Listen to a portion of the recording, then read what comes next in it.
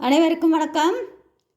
Tamil KSR சேனலில் 10ஆம் வகுப்பு தமிழ் பாடப்பகுதியில் கற்பவை கற்ற பின் என்று சொல்லக்கூடிய தலைப்பில் அமைந்த வினாவும் அதற்குரிய விடைகள் பகுதி தான் நாம் தொடர்ந்து பார்த்துட்ருக்கோம்.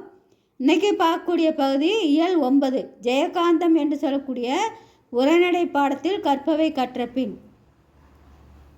இதில் ஜெயகாந்தம் நினைவிதழ் என்று சொல்லக்கூடிய பகுதி, இதற்குரிய வினாவாக என்ன இருக்குன்னு பார்ப்போம்.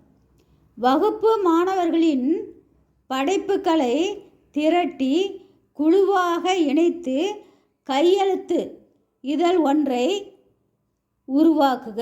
அதாவது மாணவர்கள் படிப்பு கல்வி என்பது மனதில் இருக்கின்ற எண்ணங்களை கருத்துக்களை பல்வேறு வடிவமாக வெளிப்படுத்துவதுதான் கல்வி.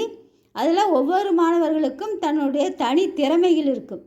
அந்த தனி திறமைகளை வைத்து அவர்கள் என்னென்ன படைப்புகள் செய்தார்கள். என்ன படைப்பு அப்படின்னு சொன்னால் ஓவியம், கவிதை, கட்டுரை, இது போன்ற பல்வேறு நிகழ்வுகளில் மாணவர்களுடைய ஆர்வம் இருக்கும். அந்த ஆர்வத்தை பயன்படுத்தி அவர்கள் செய்யக்கூடிய செயலை ஒன்றாக இணைத்து குழுவாக இணைத்து வெளியிடுவதாக அமைந்திருக்கின்ற பகுதி. இதற்குரிய படங்களும் உங்களுக்கு இந்த பகுதியில் கொடுத்துருக்கேன்.